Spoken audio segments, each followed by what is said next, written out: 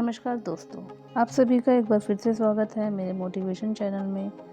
आज हम बात करेंगे मार्गशीर्ष अमावस्या व्रत कथा के बारे में। उससे पहले हम कुछ ज़रूरी बातें जान लेते हैं।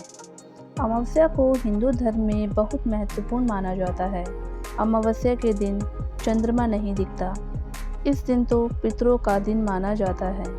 अमावस्या के दिन पितरों की पूजा करने से उनका आशीर्वाद मिलता है और पितृदोष से मुक्ति मिलती है। अमावस्या के बारे में कुछ खास बातें।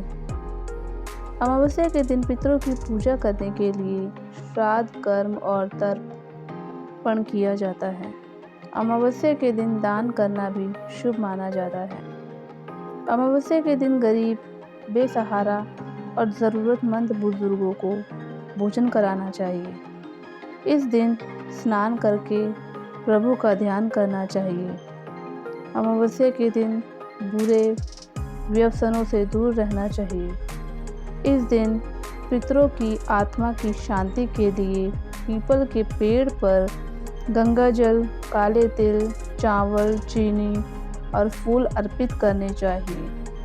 अमावस्या के दिन कौवे को भोजन खिलाने से पितृदोष से मुक्ति मिलती है। आइए बात करते हैं अमावस्या से जुड़ी कथा के बारे में। मार्गशीर्ष अमावस्या व्रत कथा। पौराणिक कथा के अनुसार एक राज्य में एक गरीब ब्राह्मण रहता था। पैसों की कमी के कारण उसकी बेटी की शादी नहीं हो पा रही थी।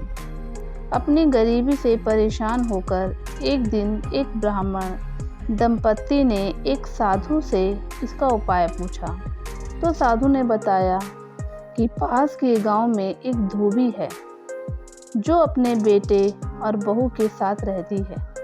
यदि आपकी पुत्री उस धोबी की सेवा करेगी तो धोबी प्रसन्न होकर उसे अपनी मांग का सिंदूर दे देगा, जिससे कन्या का विवाह निश्चय हो जाएगा।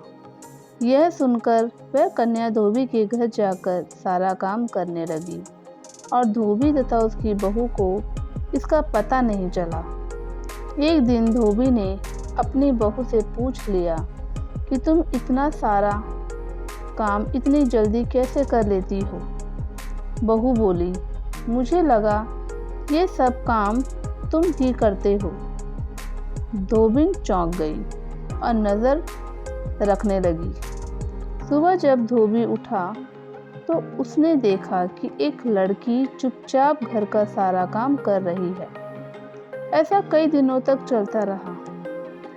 एक दिन धोबी ने लड़की से इनका कारण पूछा।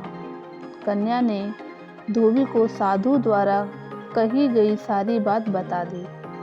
उसकी बात सुनकर धोबी ने उसे अपनी मांग का सिंदूर लगा दिया और उसी समय धोबी के पति की मृत्यु हो गई।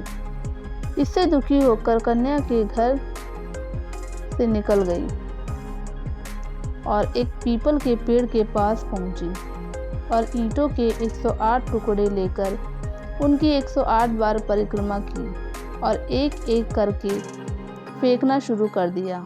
ऐसा करके लड़की ने धोबी के पति को जीवित कर दिया।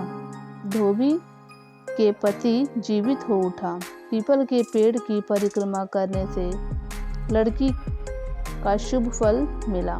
तो ये थी मार्गशीर्ष अमावस्या व्रत कथा।